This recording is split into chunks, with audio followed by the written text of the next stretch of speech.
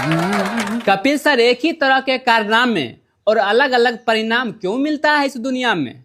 जैसे राम जी धनुष तोड़े, सीता प्यार से आई, कृष्ण भगवान बांसुरी बजाए, राधा दौड़ी आई, और हमने एक सुंदर लड़की को देखकर मार्केट में सीटी बजा दी, पगली पुलिस बुला ली।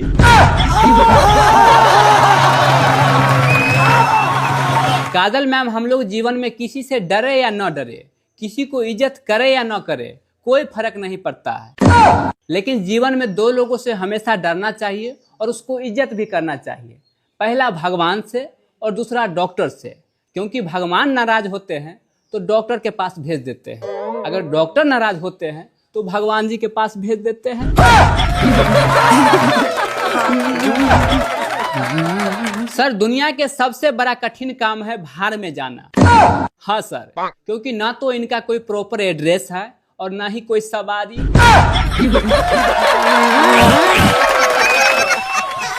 अजय सर, घर के बड़े बेटे को तो मौज ही मौज रहता है, हमेशा हमेशा मानिए कि वो उप मुख्यमंत्री बन के रहता है, लेकिन छोटे बेटा का, घर के छोटे बेटा का जीवन आधा इस चीज में गुजर जाता है, दरवाजा बंद करने में, खोलने में, पानी पिलाने में और आए हुए रिश्तेदार को स्टेशन छोड़ने में।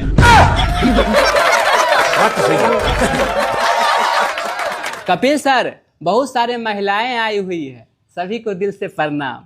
मैं आप लोगों से एक प्रश्न पूछना चाहता हूँ कि झूठ बोलने पर हमारी सरकार अगर जीएसटी लगा दे तो सबसे ज्यादा टैक्स कौन भरेगा, पुरुष या महिला?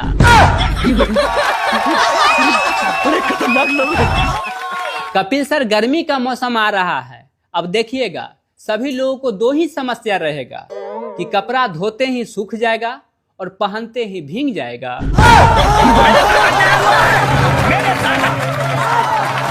गोविंदा सर, अगर हमारे देश में स्वच्छता का सबसे ज्यादा अगर कोई ध्यान रखता है तो वो हम पुरुष लोग हैं। जैसे कि हम लोग नाई के दुकान जाते हैं बाल कटवाने के लिए, शेविंग बनवाने के लिए, तो वहां से आने के बाद हम लोग साबुन शैम्पू से बहुत अच्छी तरीके से नहाते हैं, लेकिन किसी महिला को आप ब्यूटी पार्लर से आने के बाद कभी भी नहाते हुए नहीं देखे होइएगा।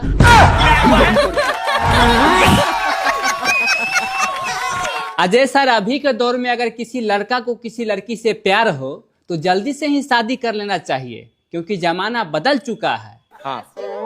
जैसे प्यार होने के बाद 1990 के लड़कियां बोलती थी कि साजन मेरा उस पार है, मिलने को दिल बेकरार है, लेकिन अभी 2026 आ चुका है, अभी प्यार होने के बाद बोलती है लड़कियां कि साजन मेरा उस पार है, जल्दी से आ जाओ वरना दूसरा तैयार है।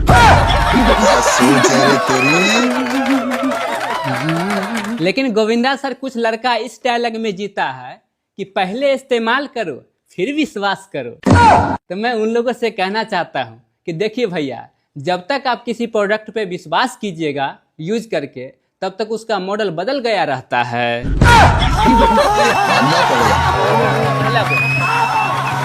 अक्षय सर, नौकरी और छोकरी अपनी पसंद का होना चाहिए, क्योंकि आने वाला पूरा जिंदगी बीवी के बर्तन मांजने, उसके हिस्से कपड़े खींचने और ऑफिस में बॉस के हाँ में हाँ और ना में ना मिलाने में जाएगा। और ये सब तभी कोई झेल पाएगा जब अपनी पसंद का नौकरी और छोकरी हो।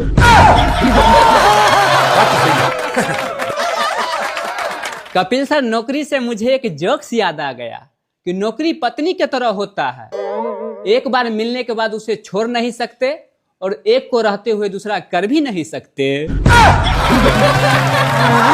जी बोलिए प्लीज। कपिल सर, शादी के बाद बहुत सारे पति पछताते रहते हैं, तो मैं उन लोगों से कहना चाहता हूँ कि आप लोग बचपन में एक गलती किए हुए हैं कि बचपन में हम लोग को ये कह के डराया जाता था कि मेढक पे पत्थर मारोगे तो गूंगी पत्नी मिलेगी। बस आप लोग वही गलती कर चुके हैं, काश वो पत्थर मार दिए रहते।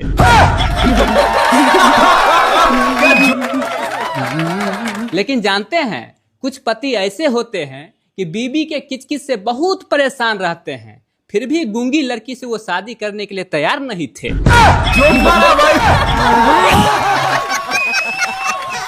खैर, मैं उन लोगों को एक मूल मंत्र देना चाहता हूँ कि अगर घर में बीबी ज्यादा किचकिच करे तो अपना चप्पल उठाइए और आराम से बाहर निकल जाइए। हाँ, वरना लेने के देने पड़ जाएंगे आप भिड़ेंगे तो।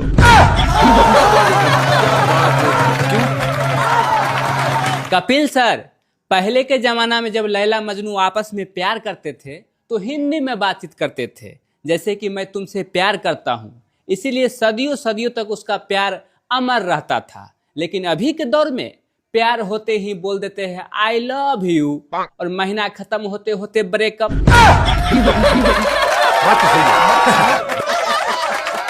और आपको तो पता ही है कि ऐसा लगता है कि आई लव यू का जन्म चीन में हुआ था, चले तो चांद तक और ना चले तो शाम तक।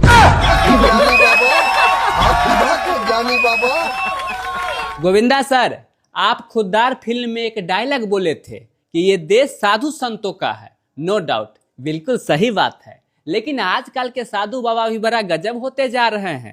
एक साधु बाबा बोले कि इतना संपत्ति का क्या करोगे, मरने के बाद सब यहीं का यहीं रह जाएगा।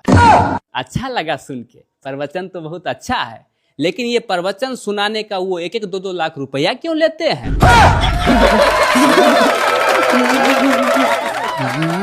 कपिल सर, हम लोग पत्नियों के बारे में तो मजाक उड़ाते ही रहते हैं। हाँ। तो आइए आज पत्नी पर ही जोक्स खत्म करते हैं। पत्नी खुश तो पति भी खुश, लेकिन जब पति खुश तो पत्नी टेंशन में, ये क्यों खुश है?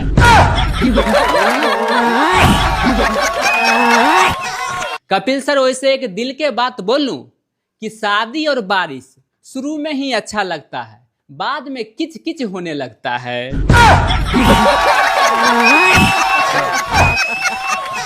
कपिल सर, आइए हम लोग कुछ बचपन की यादें ताजा कर लेते हैं। वाह जी, बोलिए प्लीज। अभी के दौर में तो 5G 6G आ चुका है, फिर भी सही से नेटवर्क नहीं पकड़ते रहता है, लेकिन बचपन में पापा एक ही थप्पड़ लगाते थे, उसी में 10G पकड़ लेते थे। उसके बाद वो पूछते थे बता सही से कि रेडियो को किसने खराब किया? पापा मैंने किया। अच्छा ये बता कि स्कूल क्यों नहीं गया? क्या सही में तुम्हारा पेट दर्द करता था? नहीं पापा, होमवर्क पूरा नहीं किए थे।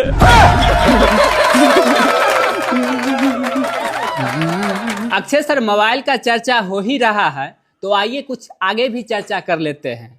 पता है आपको कि मोबाइल आने के बाद हम लोग की जिंदगी में क्या क्या फर्क पड़ा है? जैसे देखिए, मोबाइल आया कैलकुलेटर खत्म, मोबाइल आया घड़ी खत्म, मोबाइल आया कैमरा खत्म। अगर गलती से मोबाइल आपके बीवी के हाथों में आ गया तो समझिए आप भी खत्म। कपिल सर, बीवी के बारे में तो हम लोग मजाक उड़ाते ही रहते हैं। आइए इसके बारे में एक महत्वपूर्ण जोक सुनाता हूँ। हाँ। अच्छी बीवी ना कभी तंग करती है, ना कभी पैसे मांगती है, ना कभी शॉपिंग के लिए बोलती है, और ना ही इस दुनिया में पाई जाती है।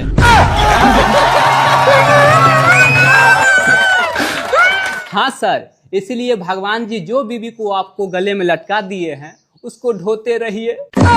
कपिल सर, अपने यहाँ के लोग ज्यादा झगड़ा झांटी में नहीं पड़ना चाहता है। जेहू देखता है कि माहौल गर्म होने वाला है तो एक डायलॉग मार देता है। डायलॉग ये रहता है कि तू हाथ लगा के दिखाता। जब हाथ लगा देता है तब बोलता है तूने हाथ कैसे लगाया बे? जोक मारा भाई। गोविंदा सर, एक चीज पता है, स्वर्ग सब जाना चाहता है पर मरना कोई नहीं चाहता है। एग्जाम में सब टॉप करना चाहता है पर पढ़ना कोई नहीं चाहता है।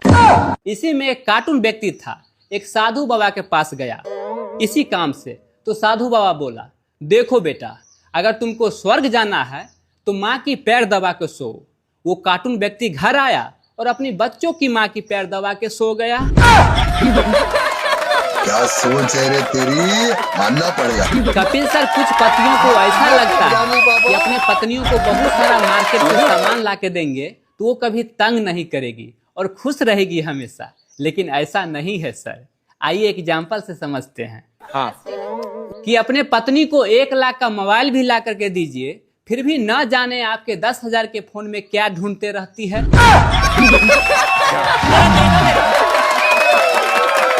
अजय सर, अभी अपना देश में सब लोग अंग्रेजी झाड़ते रहता है। सोते उठते बैठते खाते पीते hi hello how are you, हमेशा मतलब अंग्रेजी झाड़ते ही रहता है। हाँ, तो उसमें क्या है? तो मैं उन लोगों से कुछ कहना चाहता हूँ कि कितना भी अंग्रेजी सीख लीजिए, जब कुत्ता आपके पीछे पड़ेगा तो हट हट ही बोलना पड़ेगा, एक्सक्यूज मी से काम नहीं चलेगा।